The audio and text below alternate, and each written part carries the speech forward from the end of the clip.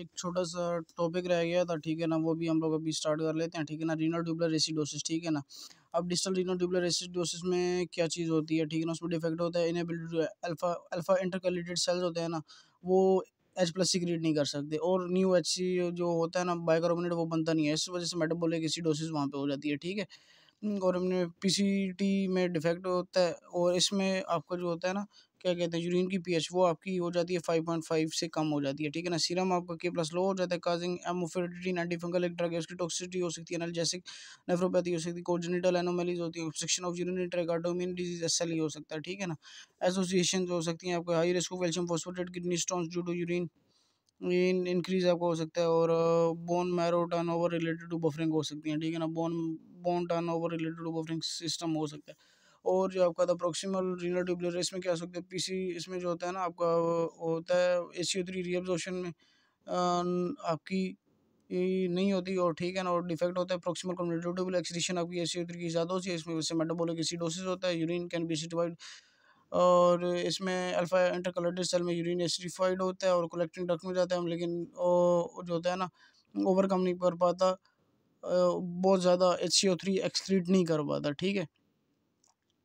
और enough but not enough to overcome HCO3 secretion, लेकिन HCO3 की सिक्रीशन के लिए ना ये अल्फा इंटरकलेटेड सेल्स पूरे हो नहीं पाते, ठीक है ना। अल्फा इंटरकलेटेड सेल कम होता है, जिस वजह से HCO3 सिक्रीशन बहुत ज़्यादा हो जाती है, और उस पर काबू नहीं रख सकते। इसमें जो होती है ना आपकी पीएच होती है वो 5.5 से कम होती है, ठीक है ना। HCO3 रिड्यूस होता है, ठीक है ना, थ्रेशोल्ड से, और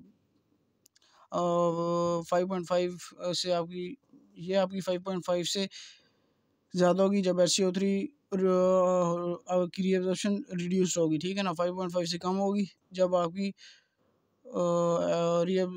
इसकी रीअब्जॉर्प्टिव कैपेसिटी जो होती है ना थ्रेशोल्ड से एक्सीड कर जाएगी, ठीक है ना। और इसमें जो कहा होता है सीरम पोटेशियम ये भी कम होता है, फेकोनी सिंड्रोम में ये चीज़ हो सकती है, मल्टीपल माइग्रेनल कंसर्न में जो कार्बन रिटर्न आप देते हो उसकी वजह से भी ये सीन हो सकता है। और इसमें जो होता है ना काम आपका रिस्क फॉर हाइपोफॉस्फेटेमिक रिकेट्स, उसका आप रिकेट्स हो सकते हैं, ठीक है ना। आपको फॉस्फोरस कम हो सकता है, आपकी बोन सारी वीक हो जाएंगी, ठीक है। और हाइपरक्लेमिक ट्यूबरकुलर एसिडोसिस, ठीक है ना, इसमें हाइपोएल्डोस्टेरोन कम होता है, ठीक है ना, हाइपरक्लेमिया आपको हो जाएगा, ठीक है।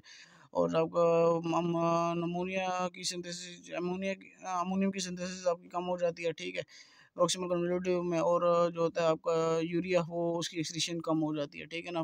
इसमें आपका होता है लेस देन 5.5 और वेरिएबल होता है आपका, ठीक है ना।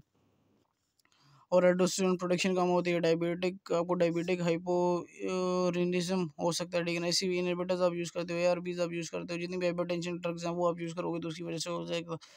और के स्पेरिंग डायूरेटिक्स अगर आप यूज़ करते हो तो उसकी वजह से भी आपका हो सकता है, ठीक है ना, कि हाइपरक्लेमिया इसमें होता है।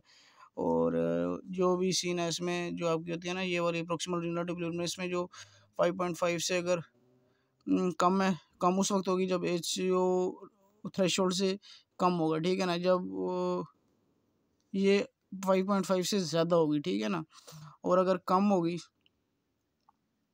और अगर उस वक्त कम होगी जब आपकी जो रीअब्जॉर्प्टिव थ्रेशोल्ड से ये पीएच ज़्यादा होगी, इसमें भी 5.5 से पीएच ज़्यादा होगी, ठीक है ना।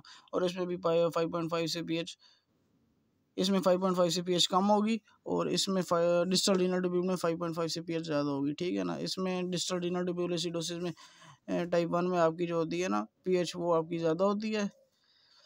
इसमें दो कंडीशंस होती हैं, अगर HCO3 रीअब्जॉर्प्शन जो होता है थ्रेशोल्ड रिड्यूस्ड है तो उसमें आपकी जो होती है 5.5 से लेस होगी, अगर वो एक्सीड कर गया तो 5.5 से ज़्यादा होगी, ठीक है।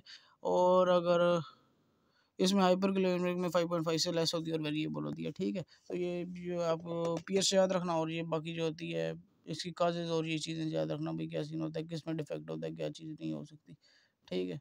तो I hope so well it helps, okay, thank you very much.